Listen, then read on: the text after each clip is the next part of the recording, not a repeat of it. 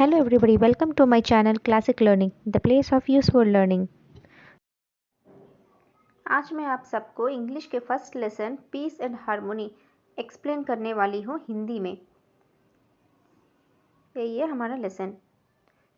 ठीक है, हमारा फर्स्ट वन क्या लिखा हुआ देखते हैं। Look at the picture and discuss the question that follows. इसका मतलब होता है चित्र को देखें और निम्नलिखित प्रश्नों पर चर्चा करें। तो हमारा पहला प्रश्न है, first question, what does the picture tell you about the animals.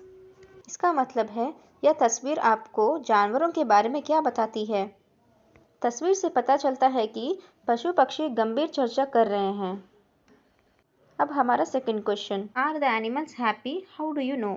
इसका जवाब है no, the animals are not happy since it looks like the discussion is on something serious. नहीं, जानवर खुश नहीं हैं चूँकि ऐसा लग रहा है कि चर्चा कुछ गंभीर है। अभी oral discourse. Description, select any one animal from the above picture and describe it. यहाँ पर डिस्क्रिप्शन माने विवरण। यहाँ पर बोल रहे हैं कि किसी एक जानवर के बारे में लिखने को बोल रहे हैं, वर्णन करने को बोल रहे हैं। Next, reading. Once upon a time in a very thick forest there lived many animals, birds, snakes and insects. मतलब एक बार की बात है, एक बहुत घने जंगल में कई जानवर, पक्षी, सांप और कीड़े रहते थे। They all lived together happily. They roamed about the jungle and played together in the open field without any fear. वे जंगल में इधर उधर घूमते थे और बिना किसी डर के खुले मैदान में सब एक साथ मिलकर खेलते थे। The peacocks were very proud of their dances but admired the melodious songs of the cuckoos. यहाँ पर प्राउड माने गर्व है, एडमायर प्रशंसा है और मेलोडियस माने मधुर है। मोर अपने नृत्य पर बहुत गर्व करती थी लेकिन कोयल के मधुर गीतों का प्रशंसा भी करती थी। The elephants enjoyed watching the fish swimming in the pool. हाथियाँ खूब आनंद उठाती थी जब मछलियाँ तालाब में तैरते थे। The pythons were blessed with long bodies, spoke well for the fine feather of the flat-footed rabbits.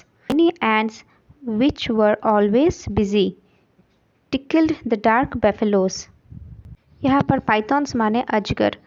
अजगर बहुत लंबे शरीर वाली है क्योंकि भगवान का दिया हुआ वो प्रसाद है उसका। रैबिट्स माने खरगोश। वो खरगोश का पैर जो है वो फ्लैट फुटेड का था और वो बोलती थी, तुम्हारा बाल कितना अच्छा है। टाइनी एंट्स माने छोटी चींटियाँ। टिकल्ड मीन्स गुदगुदी देना। नन्ही चींटियाँ जो हमेशा व्यस्त रहती थी काली भैंसों को गुदगुदी देती थी।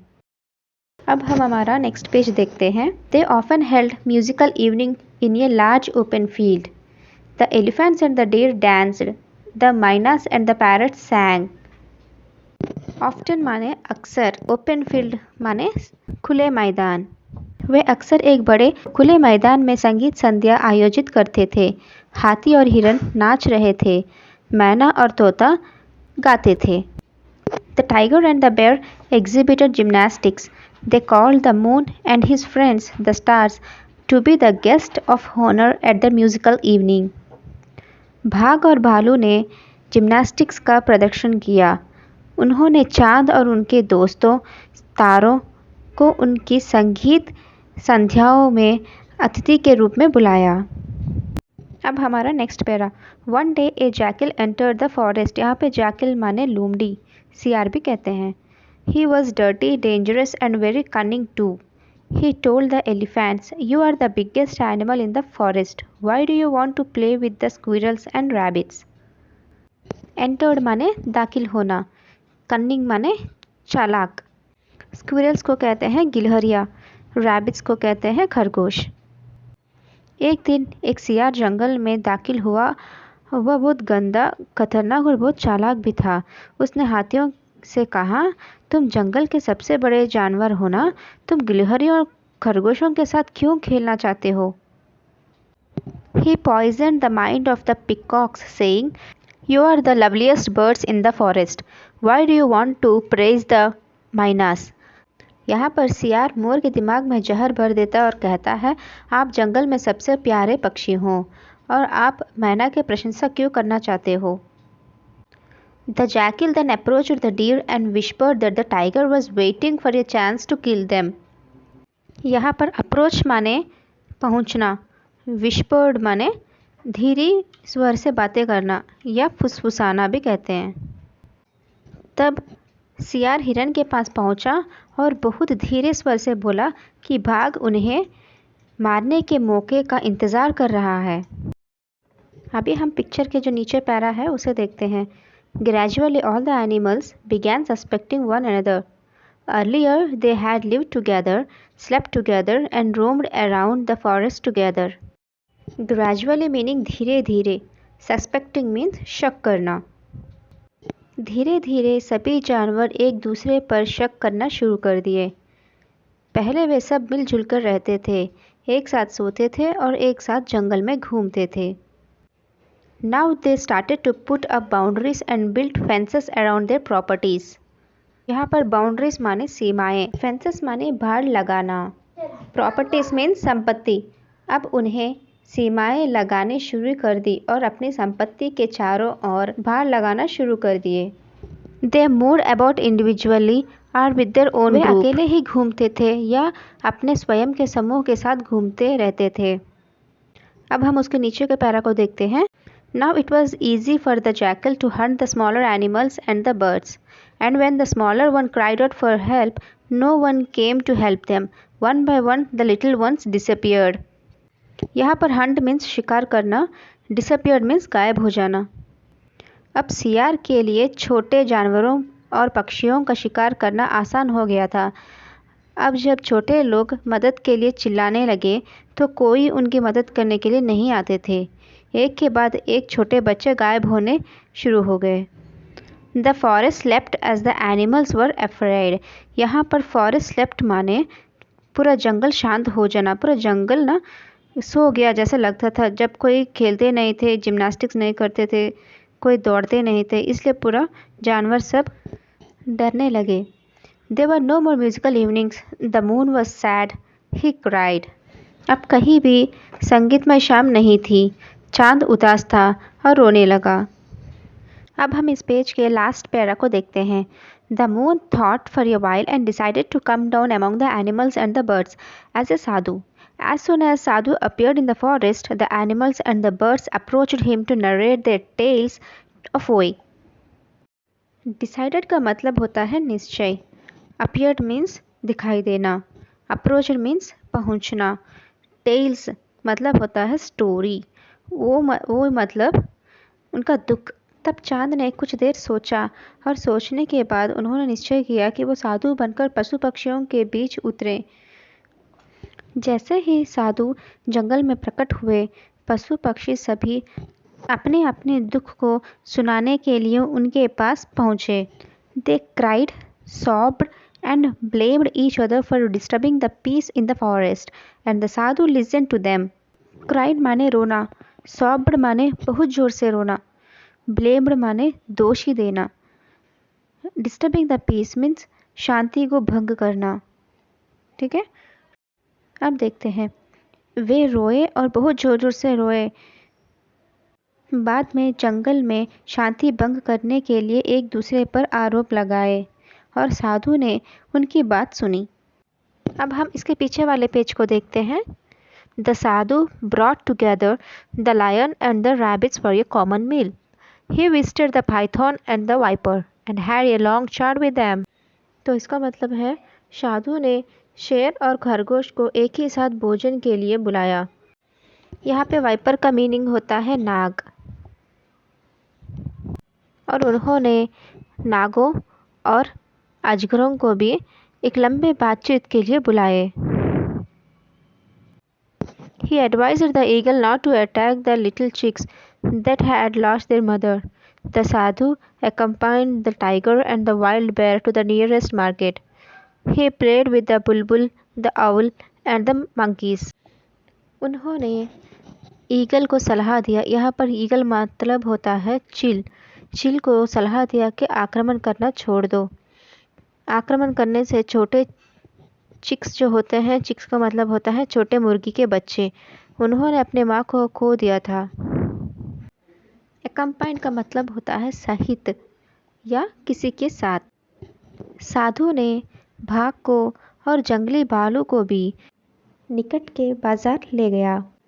वहाँ पे जाने के बाद वे लोग बुलबुल, उल्लू और बंदर के साथ खेलने लगे।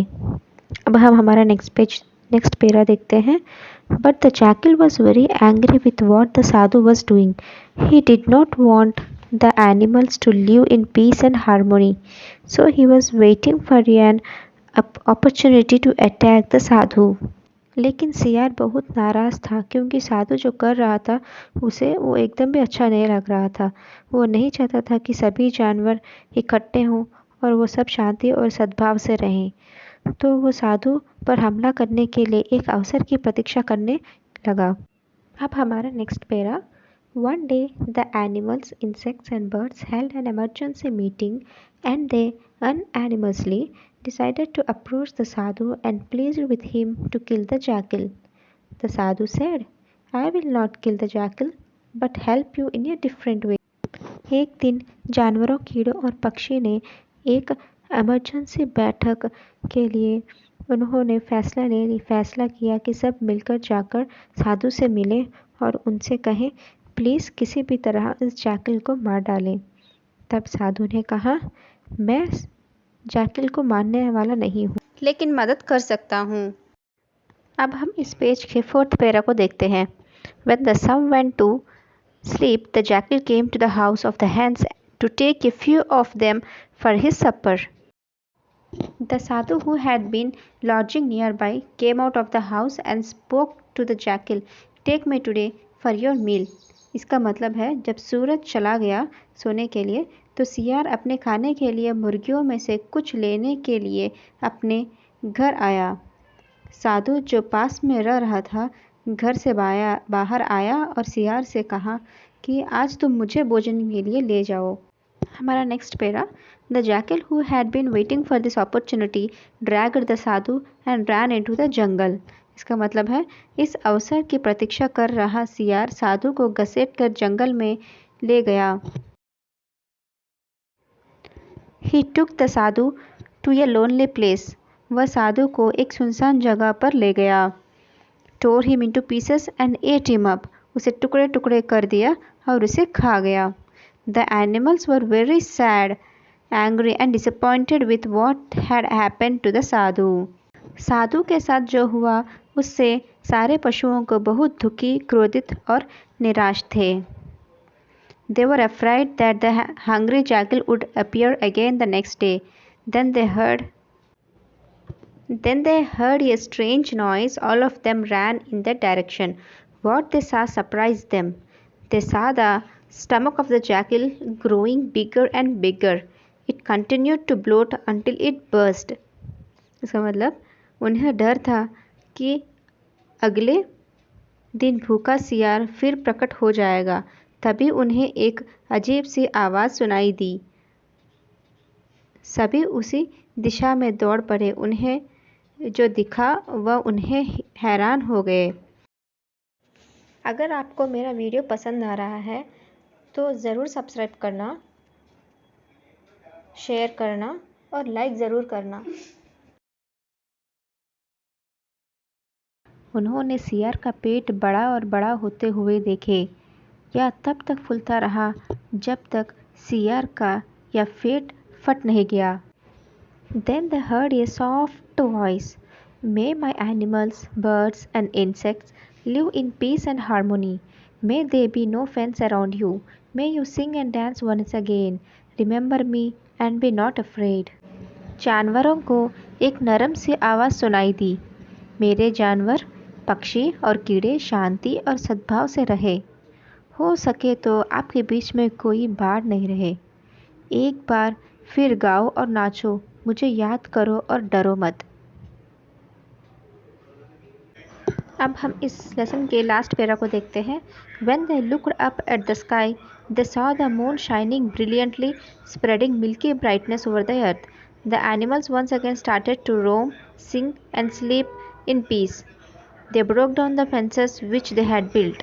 जब जानवरों ने ऊपर आकाश की ओर देखा तो उन्होंने देखा कि चंद्रमा तेज चमक रहा है और पृथ्वी पर चमक बिखर रहा है। जानवर एक बार फिर चैन से घूमने, खाने और सोने लगे। उन्होंने अपने द्वारा जो लगाए गए भाड़ों को तोड़ डाले। They invited the moon and the stars for their cultural evenings. सारे जानवर चांद और सितारों को अपनी सांस्कृतिक संध्याओं में बुलाया। सांस्कृतिक संध्याओं मतलब सब मिलकर खाना, पीना, नाच करना और बहुत कुछ। If you like my video, please do subscribe, hit on the like button and do share. Thanks for watching.